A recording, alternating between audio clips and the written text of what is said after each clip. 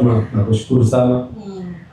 Nianze kwanza kwa kumshukuru Mwenyezi Mungu kuwa hapa kwenye siku ya leo muhimu sana, lakini kushukuru wewe binafsi kwa kuendesha session hii.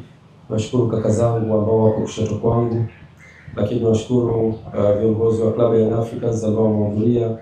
Niwashukuru viongozi wa vilabu mbalimbali pia ambao wamehudhuria. Niwashukuru sana wanahabari kwa kujitokeza kwa wingi kwenye hafla yetu ya leo. Najua kuna Watanzania kadha wanatazama kupitia vyombo mbalimbali vya habari ikiwemo Azam TV. Mimi naitwa Hersi, ni kijana wa Tanzania. Background yangu ni civil engineering. Nimesoma Tanzania na nje ya nchi.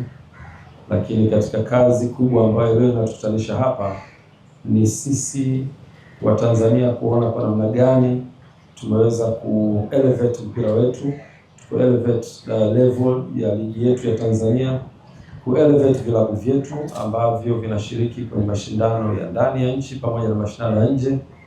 Na specifically nitajikita kwenye Young Africans, na nitoe shukrani za dhati kabisa kwa wanachama wa Young Africans kuniamini. Lakini imani hii haikuja bahati mbaya. Ilianza kipindi cha nyuma ambacho tulikuwa tunataka kuisupport Young Africans kutoka kwenye ule wakati mgumu. Katika maisha kuna up and downs, na Club Young Africans ilipitia kuanzia mwaka 2016 tulivyompoteza mwenyekiti wetu baada ya kuachia nafasi ya mwenyekiti ambaye alikuwa wakati huo ni mdhamini na wakati huo ni mwenyekiti wa klabu yetu. Alikuwa ana support kwenye level ya administration kwa maana akiwa kama mwenyekiti, na alikuwa pia ana support kwenye eneo la finance kwa maana ya uchumi wa kifedha. Downfall yetu ilitokea baada ya yeye kuondoka, na Mungu amtangulize mbele za haki mwenyekiti wetu kakaangu mwenyekiti Manji. Baada ya kumpoteza mwenyekiti wetu Yusuf Manji ambaye ametangulia mbele za haki, tumuombe Mungu ampe pumziko la milele. Mwenyezi Mungu amwepushe na adhabu za kaburi na afanye kaburi lake kuwa ni sehemu katika bustani za peponi.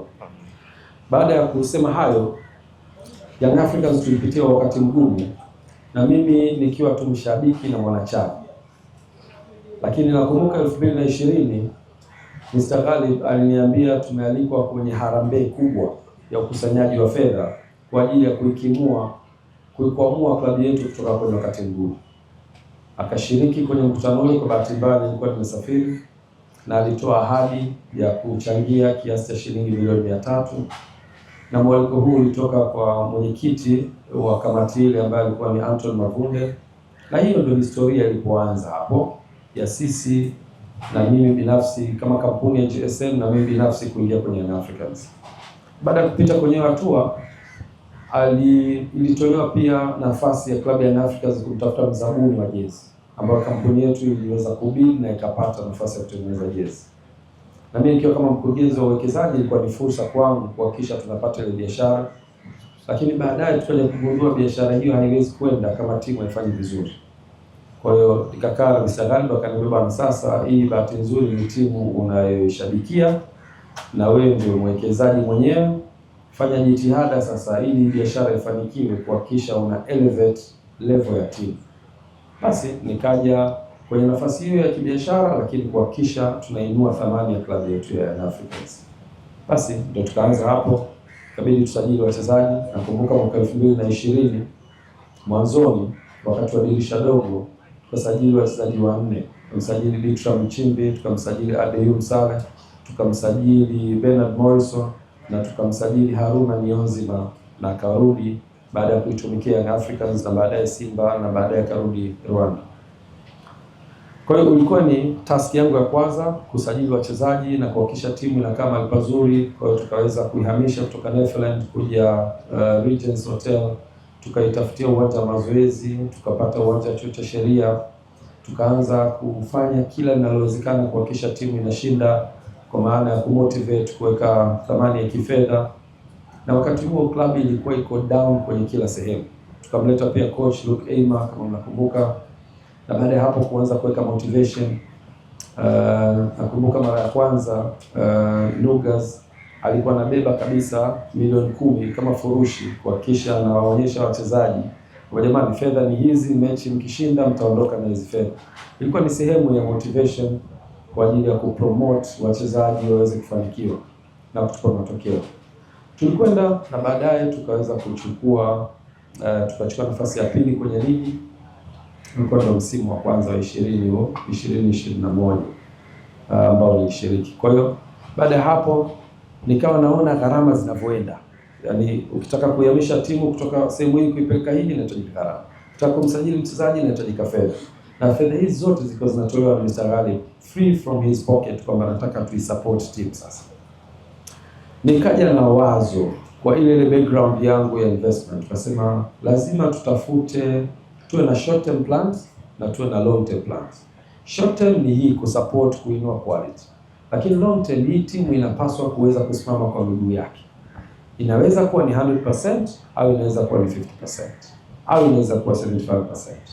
Kwa hapo tukasema lazima tutafute mfumo utakaofanya timu isimame imara yenyewe na tupunguze utegemezi. Kwa hiyo mwenyekiti Dr. Msola alikuwa tayari ameshakuja na wazo la transformation. Nikasema hapa tunaweza tukatumia hili wazo, tukalipa nguvu hili wazo likaweza kutransform timu yetu. Basi consult, tukakaa tukakubaliana tutengeneze ile kamati kwa ukubwa wake, tuipe nguvu, na baadaye nikawa sehemu hiyo kamati. Na baada ya kuwa kwenye kamati tukaona pale kwenye kamati kuna watu wenye taaluma nyingi. Kuna wanasheria, mwenyekiti wetu Mzee Mgongolo, kuna kina Arafat walikuwa wanatoka kwenye finance, kuna Ivan Tarim walikuwa wanatoka finance, mimi natoka kwenye engineering, lakini wote tunakosa elimu ya transformation. Ndio hapo sasa tukasema lazima tutafute consultant, mtu atakayetusaidia kujifunza dunia ya sasa inaendeshwaje, mpira wa sasa unaendeshwa vipi. Kwa hiyo tukaweza kufanikiwa kupata La Liga, wakatushauri, tukajifunza kutoka kwao na sisi tukajifunza, wao wakajifunza pia culture yetu ikoje. Tukakama na mfumo wa mabadiliko, na mfumo ule ulipelekwa kwenye mabadiliko ya katiba. Club ya Young Africans ikatengeneza rasimu ya katiba mpya, zikaenda kwa wanachama wakajifunza, wakatoa mawazo yao, tuka incorporate, na baadaye tukaenda kwenye mkutano mkuu uliofanyika mwezi wa sita mwaka 2021, na mkutano ule uliridhia mabadiliko ya mfumo wa mabadiliko ya klabu yetu, na ulihudhuriwa na wanachama 1770 na wanachama wote waliridhia mabadiliko hayo. Na baada ya kuridhia tukalazimika kwenda kwenye mabadiliko ya mfumo, na sehemu ya mabadiliko ilikuwa ni kubadilisha ownership ya club kutoka 100% kwenda 49 kwa wawekezaji, 51 kwa wenye club. Lakini la pili ilikuwa structure ya leadership ambayo ilikuwa nataka mwenyekiti abadilike kuwa rais, na baadaye kuwa kuna mwenyekiti wa bodi. Na eneo la tatu ilikuwa fan engagement, ambayo yote hayo tulianza kuyafanyia kazi, na mnamo mwaka 2022 tukafanya uchaguzi wa kwanza ambao ulikuwa ni matakwa ya kikatiba. Baada ya katiba yetu kusajiliwa tarehe 14 mwezi wa 12 mwaka 2021, tumefanikiwa kusajili katiba, tukalazimika kuimplement katiba, na hapo tarehe sikumbuki, ilikuwa mwaka 2022 Julai 9 tukafanya uchaguzi, ambao uchaguzi huo ukanifanya niwe rais wa Club ya Young Africans kwa kipindi cha miaka 4 ambayo naihudumia kwa sasa. Cha miezi 6 ya mwanzo uliweza vipi kukabiliana na hizo changamoto? Maana najua nyingi walikuwa wanasema pengine hana uzoefu kwenye soka, ni mgeni huyu kwenye soka, anaongozaje klabu kubwa kama hii ya Yanga?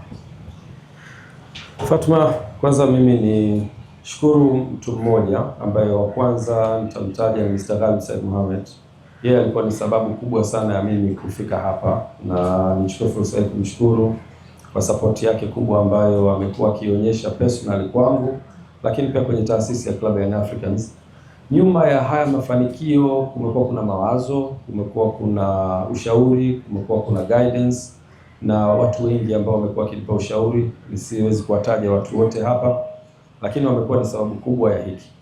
Na ni kweli wakati naingia madarakani kama mwenyekiti wa club, nafikiri inaweza kuwa ni mwenyekiti mwenye umri mdogo kuliko wenye viti wa vilabu hivi vikubwa katika historia yake. Miaka 30 kitu, haikuwa rahisi kukabidhiwa Young Africans.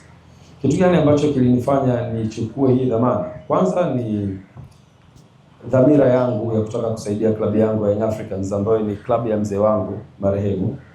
Lakini la pili ni dhima ambayo tulikuwa nayo kama community ambayo tulikuwa tunaitaka. Young Africans ni club kubwa kuliko zote kwa umri hapa Tanzania.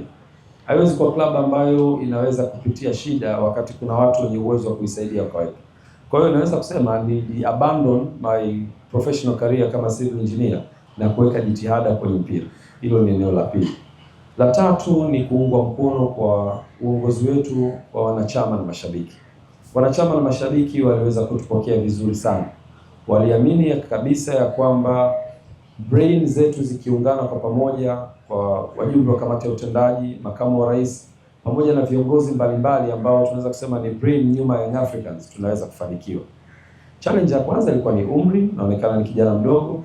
Challenge ya pili ni kwamba sijawahi kuonekana kwenye uongozi wa mpira, kwamba kuongoza vilabu mbalimbali, na hicho kilikuwa kinatia wasiwasi, na wasiwasi huo ulikuwa ni haki kwa hawa watu kuwa na wasiwasi. Lakini nataka niwaambie vijana, sisi wengi sana tuna uwezo mkubwa sana, na kitu ambacho tunaweza kukifanya ni kuhakikisha tunapewa nafasi, na tukipewa nafasi, naamini hata hapo watu ambao wako nyuma ya hizi kamera wana uwezo mkubwa sana, hata kwa umri wao mdogo waliokuwa nao. Kwa hiyo cha kwanza ni kupewa nafasi vijana na kuaminiwa, lakini la pili ni sisi vijana kutendea haki hizo nafasi zetu. Nikiri ya kwamba haikuwa rahisi, lakini tumepambana, na naamini vijana wengi wanaweza wakiaminiwa. Tumepata guidance kwa viongozi wetu wa juu, nikianza na mwenyekiti wetu wa bodi ya wadhamini Mzee Mkuchika, wajumbe wa bodi ya wadhamini kina Anton Mavunde, Mheshimiwa Mwigulu, Abbas Tarimba, mama yetu Karume. Hawa wote wamekuwa ni mentor kwenye uongozi wetu, lakini pia viongozi mbalimbali ambao wametusupport. Kwa hiyo vijana tukipewa nafasi tunaweza, na hii ni mfano tosha kwa kijana mdogo kupewa club kama Young Africans na akaitendea haki.